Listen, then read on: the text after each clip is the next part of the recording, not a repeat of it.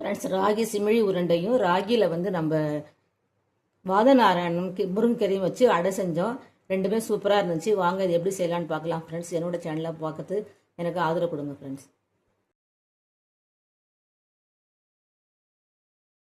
Hello friends, welcome to Arasi Samayal. இன்றைக்கி நம்ம வீடியோவில் வாதநாராயணம் கீரை தாங்க. இதை வச்சு நம்ம ஒரு டிஷ் பண்ணிக்கலாம்.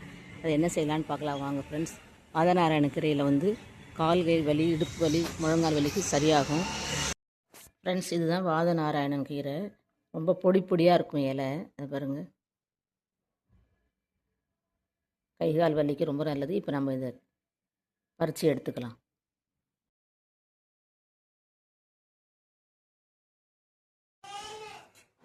ஃப்ரெண்ட்ஸ், நம்ம இப்போ வெங்காயம், பச்சை மிளகாய், கருவேப்பிலை, கொத்தமல்லி, இஞ்சி எல்லாம் போட்டு வதக்கிக்கலாம்.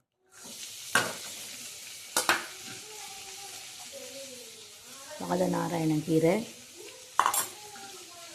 ஒரு கை முருங்கைக்கீரை தனியாக செய்யாமல் ரெண்டு சேர்ந்து செஞ்சால் சூப்பராக இருக்கும்.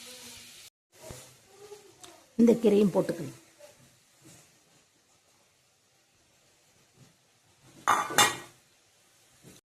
உப்பு போட்டுக்கலாம் ஃப்ரெண்ட்ஸ்.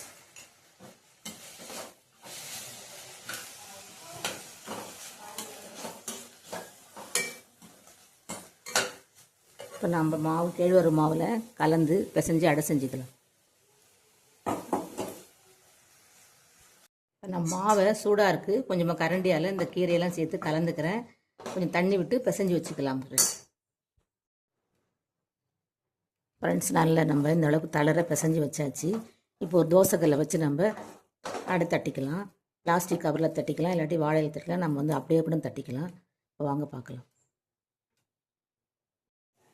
வாதநாராயணன் முருங்கைக்கீரை சேர்ந்த கேழ்வரகு அடை ஹெல்த்தியாக செஞ்சாச்சு ஃப்ரெண்ட்ஸ். நம்ம இன்னும் ஒன்று செஞ்சுக்கலாம். இதே போல் நீங்களும் செஞ்சு பாருங்கள். ரெண்டுமே ரொம்ப இரும்பு சத்து, கால்சியம், இடுப்பு வலிக்கு, முதுகு வலி, கைகால் வலி எல்லாத்துக்கும் நல்லது. இப்போ இன்னொரு அடை தட்டிக்கலாம் ஃப்ரெண்ட்ஸ். இந்த மாதிரி மாவை வச்சு கொஞ்சம் தண்ணி தொட்டுக்கிட்டு அது எவ்வளோ தூரம் சின்னதாக தடவ முடியுமோ அதே மாதிரி நீங்கள் தட்டி வச்சுருங்க. இலையாக இருந்தால் இன்னும் கொஞ்சம் மெலிசாக வரும். இப்போ நம்ம திருப்பி விட்டுக்கலாம். கொஞ்சம் ஓட்டை போட்டால் திரும்ப கூட எண்ணெய் விட்டுக்கலாம்.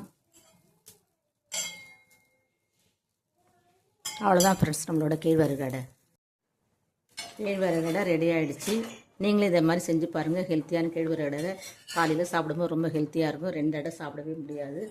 நம்ம தேங்காய் சட்னி வச்சுக்கலாம் ஃப்ரெண்ட்ஸ். நம்ம கையை வச்சு இந்த மாதிரி தண்ணி தொட்டு மெலிசாக்கிக்கணும் ஃப்ரெண்ட்ஸ். கை சூடாக இருக்கிறவங்க வாழை இலை வச்சு பிளாஸ்டிக் கவர் வச்சு தட்டி போட்டுக்கலாம்.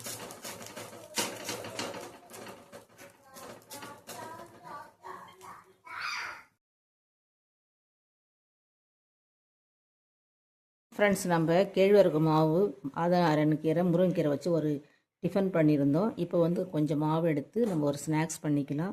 இது எல்லாருக்கும் தெரிஞ்ச ஒரு பழமையான ஸ்நாக்ஸ் தான். இப்போ கொஞ்சம் நம்ம தண்ணி விட்டு அடை மாதிரி பண்ணிக்கலாம். கேழ்வரகு சிமிழி உருண்டை செஞ்சுக்கலாம்.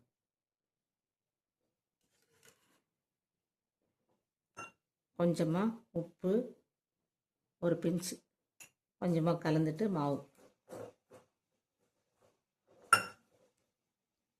ஃப்ரெண்ட்ஸ், நான் கொஞ்சம் தளர மாவு பிசைஞ்சிருக்கேன். இப்போ நம்ம இதை அடை சுட்டுக்கலாம். தோசைக்கல்ல வச்சுருக்கோம், கொஞ்சம் நல்லெண்ணெய் விட்டுருக்கேன். இப்போ இந்த மாவை நம்ம வந்து அடை தட்டிக்கலாம். மெலிசாக தட்டிக்கிங்க. நான் ஒரே அடையாக தட்டிக்கிறேன் பெருசாக. மெலிசாக தட்டிக்கிட்டு கொஞ்சம் நல்லெண்ணெய் விட்டு வேக வச்சு எடுத்துக்கலாம்.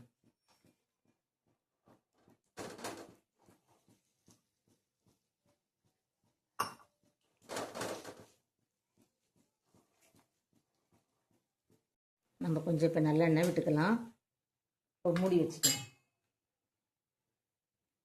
நம்ம கேழ்வரகு அடை செஞ்சாச்சு ஃப்ரெண்ட்ஸ். இப்போ ஸ்டவ்வை ஆஃப் பண்ணிக்கிறேன். இப்போ நம்ம இதை ஆறின பிறகு புட்டு போட்டு நம்ம மிக்சியில் அரைச்சி தூள் பண்ணிக்கலாம் ஃப்ரெண்ட்ஸ். நம்ம ஒரு கப்பு மாவு எடுத்தோம், ஒரு கப்பு வேர்க்கடலை எடுத்துக்கலாம். வேர்க்கடலையை நம்ம வறுத்துக்கலாம். வறுத்துட்டு தோல் எடுத்துக்கலாம். ஸ்லோவாக வச்சுட்டு நல்லா கருகாமல் வறுத்துக்கலாம் ஃப்ரெண்ட்ஸ். நம்ம வேர்க்கடலை வறுத்தாச்சு. இப்போ நம்ம எடுத்து ஆற வச்சுக்கலாம். அடுத்து எள்ளு வறுத்துக்கலாம். எள்ளு சத்தம் கேட்குது. இப்போ நம்ம ஆஃப் பண்ணிவிட்டு எடுத்துக்கலாம். ஃப்ரெண்ட்ஸ் நம்ம கேழ்வரகு அடை செஞ்சோம். இப்போ நம்ம மிக்சியில் உடச்சி போட்டிருக்கேன். இப்போ அரைச்சிக்கலாம். ஃப்ரெண்ட்ஸ் இந்த மாதிரி நம்ம தூளாக அரைச்சிக்கலாம். இப்போ போட்டுக்கலாம். இப்போ அதுக்கப்புறம் நம்ம வந்து வேர்க்கடலை எள்ளையும் அரைச்சிக்கலாம்.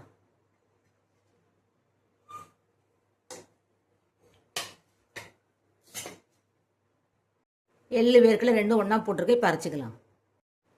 ஃப்ரெண்ட்ஸ் எள்ளு வேர்க்கடலையும் அரைச்சிக்கலாம். இப்போ இதை நம்ம போட்டுக்கலாம். இப்போ அடுத்தது வெல்லம் சேர்த்து அரைச்சிக்கலாம். நாட்டு சர்க்கரை ஒரு கப் எடுத்துருக்கோம். இதையும் இந்த மிக்ஸி ஜாரில் போட்டு அரைச்சிக்கலாம்.